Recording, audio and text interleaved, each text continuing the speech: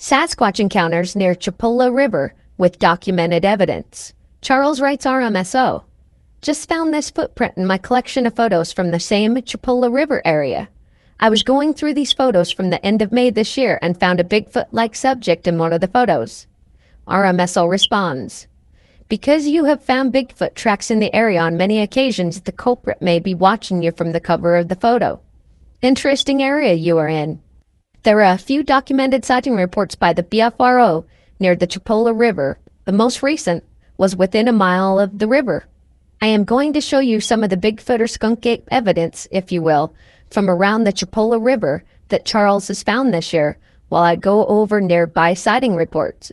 BFRO report number 3108. BH writes, during the summer of 2011, I was clearing out an old trail. Around 5 p.m. on a clear sky evening, I had a weird feeling that I was being watched. The hairs on the back of my neck stood up. I turned around and I saw an 8 to 9 foot tall creature. It was covered in black. I slowly backed away, just watching it. Then its head turned the other way as it walked off. After the incident, I heard a lot of loud yells and grunts coming from the woods. I've never gone back to that one spot. Please, I need you guys to come out here as soon as you can. There was a follow-up investigation report by BFRO investigator Kathy Betts. While cutting wood on the trail near his property in the late afternoon, BH stated that he felt the hairs on the back of his neck stand up.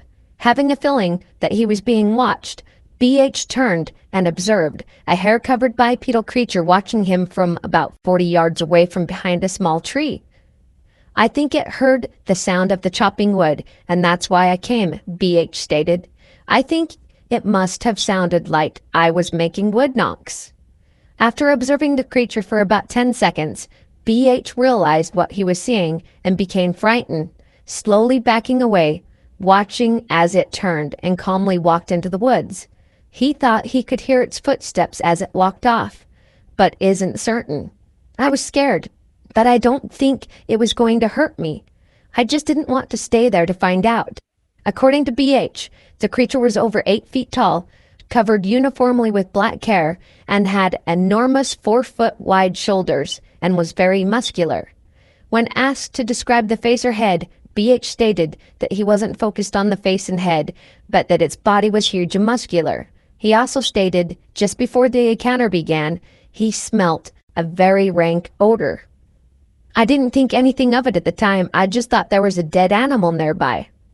The area BH was working in is very rural, situated close to the Chipola River and several large wilderness preserves. It is highly feasible that the Bigfoots would habitate this region.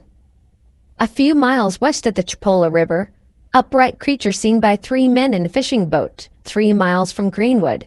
BFRO report number 724. Around 10 to 12 years ago, myself, nephew, and an elderly family member, Terry, we were in a swampy, wooded area fishing. We were all in a small boat, no motor, just paddles. As they were fishing, they heard something walking in the woods. They looked to see what it was because it seemed loud for a deer.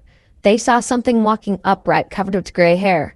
The lower part of the animal is blocked by bushes, but they saw all they wanted to see.